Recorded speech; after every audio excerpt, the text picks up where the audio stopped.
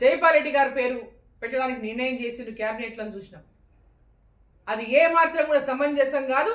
దాన్ని తీవ్రంగా ఖండిస్తున్నా, నేను వ్యతిరేకిస్తున్నా. పాలమూరు ఎంపీగా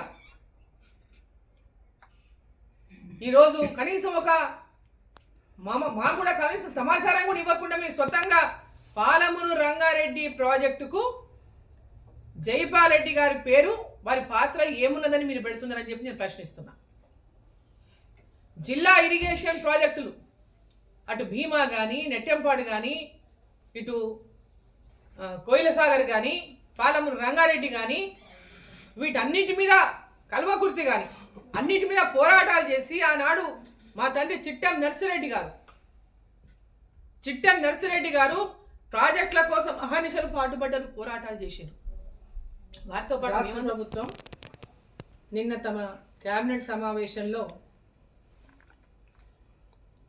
తెలంగాణ రైతులకు ఇచ్చినటువంటి హామీ, రైతు భరోసా హామీని ఈ నెల 25వ తేదీ నుంచి అమలు చేస్తున్నామని, సంవత్సరానికి ఎకరాకు 12,000 ఇస్తామని క్యాబినెట్లో నిర్ణయాలు తీసుకున్నట్టుగా మనం ఈరోజు మీడియాలంతా చూస్తున్నాం. ఈ రాష్ట్ర ప్రభుత్వం, కాంగ్రెస్ ప్రభుత్వం ఎన్నికలకు ముందు రైతులకు ఇచ్చినటువంటి 6 గ్యారంటీలలో ఏ గ్యారంటీని కూడా పూర్తిగా అమలు చేయకుండా అరాకొర అమలు చేసి మమ అనిపించి తెలంగాణ రైతుల్ని, ప్రజలని పెద్ద ఎత్తున మోసం చేసింది. 15,000 ఎకరాకు రైతు భరోసా ఇస్తామని హామీ ఇచ్చినటువంటి ఈనాటి ముఖ్యమంత్రి, ఆనాడు పిసిసి అధ్యక్షుడు అయినటువంటి రేవంత్ రెడ్డి 12,000 ఎకరాకని నిన్న ప్రకటించడం చూస్తే తెలంగాణ రైతుల్ని నిట్ట నిలువున మోసం చేసిండు. ఒక సంవత్సరం తర్వాత రైతులు ఓపిక పట్టిండ్రు. ఎందుకంటే వాళ్ళు ఇచ్చినటువంటి హామీ డిసెంబర్ 9 పోయిన సంవత్సరమే, అంటే 2023లో అధికారంలోకి వచ్చిన సంవత్సరం డిసెంబర్ 9 నాడే ఇచ్చిన 6 గ్యారంటీలు అమలు చేస్తామని, రైతులకు రైతు భరోసా 15,000 ఎకరాల చొప్పున ఇస్తామని, డిసెంబర్ 9 నుంచే వాటిని అమలు చేస్తామని హామీ ఇచ్చినటువంటి కాంగ్రెస్ పార్టీ నాయకులు ఒక సంవత్సరం తర్వాత దాన్ని ఈరోజు 12,000 అని చెప్పి ప్రకటించడం చూస్తుంటే రైతులను దగా చేసింది, మోసం చేసింది కాంగ్రెస్ పార్టీ అని చెప్పి ఈరోజు నేను రేవంత్ రెడ్డి గారిని నేను ప్రశ్నిస్తా ఉన్నా. రైతులని క్షమాపణ కోరండి. ఈరోజు మీరు మాట్లాడుతున్నారు కదా, డబ్బులు లేవు, లంకె బిందెలు ఉన్నాయనుకున్నా, ఇక్కడ లంకె బిందెలు ఉన్నాయనుకుంటే ఇక్కడ ఏమీ లేవు అని. ఎన్నికలకు ముందే ఈ రాష్ట్ర ప్రభుత్వం అప్పుల కూపంలో ఇరుక్కపోయింది. ఆనాటి రాష్ట్ర ప్రభుత్వం అమలు చేయాల్సినటువంటి పథకాలనే సక్రమంగా అమలు చేస్తలేదు. అందరం కూడా ఎన్నికల సమయంలో విమర్శించిన వాళ్ళమే. మీరు ఇచ్చినటువంటి హామీలు అమలు చేయడం సాధ్యం కాదు, ఇవన్నీ మీరు తెలంగాణ ప్రజల్ని మోసం చేయడానికి, కుర్చీని ఎక్కడానికి మాత్రమే మీరు అబద్ధాలు మాట్లాడుతుందని ఆ రోజు భారతీయ జనతా పార్టీ మాట్లాడింది. మేము సాధ్యం చేసి చూపిస్తాం, మేము ఖచ్చితంగా నెరవేరుస్తాం, మమ్మల్ని నమ్మండి అని మీరు ప్రజల్ని మోసం చేసింది. వాళ్ళ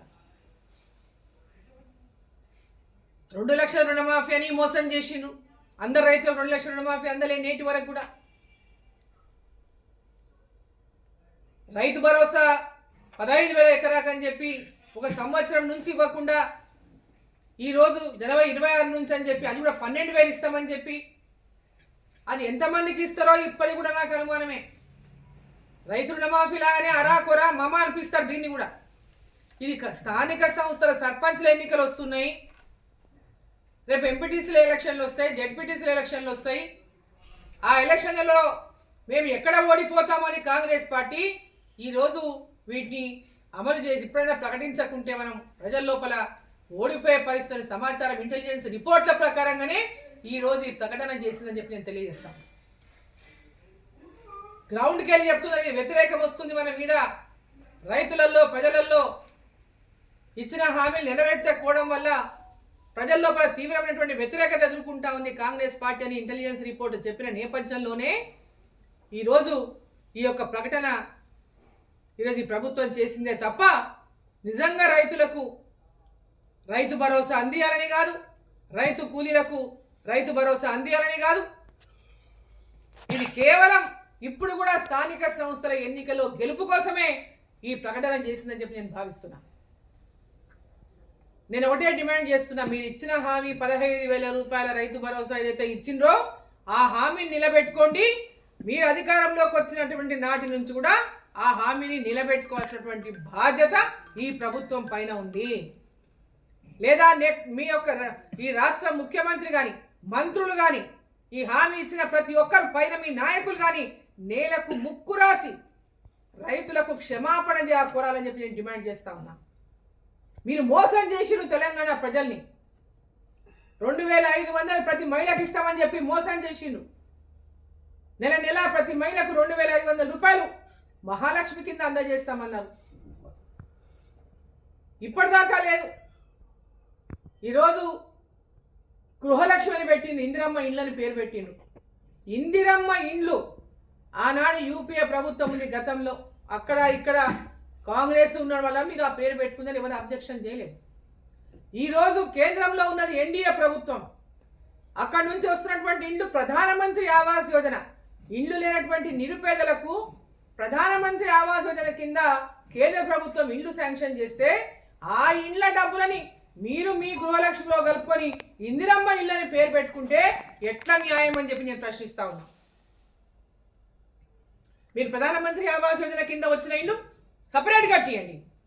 మీరు కట్టే ఇల్లు ఇందిరమ్మ ఇల్లు అని పేరు పెట్టుకొని సపరేట్ కట్టియండి, దానికి మాకేం అభ్యంతరం లేదు. ప్రధానమంత్రి ఆవాస్ యోజన కింద నిరుపేదలకు అందరికీ గత 10 సంవత్సరాలు కేసీఆర్ కట్టలే. మీరు అధికారంలోకి వచ్చినాక సంవత్సరం అయిపోయింది, ఇప్పటిదాకా దానికి ముహూర్తం ఫిక్స్ కాలే. ఇప్పుడు కూడా ఇందిరమ్మ ఇళ్ళని కేంద్ర ప్రభుత్వం ఇచ్చిన ఇళ్ల డబ్బులని నిధులని ఈ పథకానికి జోడించి ఇందిరమ్మ ఇళ్ళని పేరు పెట్టుకోవడం సమంజసం కాదని చెప్పి నేను తెలియజేస్తా ఉన్నా. దాని ఇందిరమ్మ ఫోటో కొట్టి ఆయన పెట్టుకున్నట్టే.